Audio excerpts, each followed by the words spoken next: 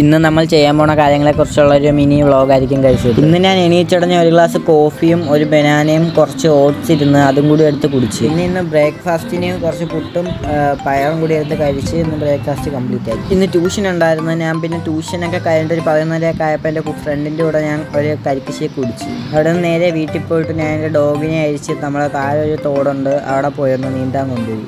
അവൾ കുറച്ച് നേരം നീന്തിക്കൊണ്ടിരിക്കാൻ നമ്മൾ വിചാരിച്ച് നമ്മളും കൂടി ഇറങ്ങാമെന്ന്.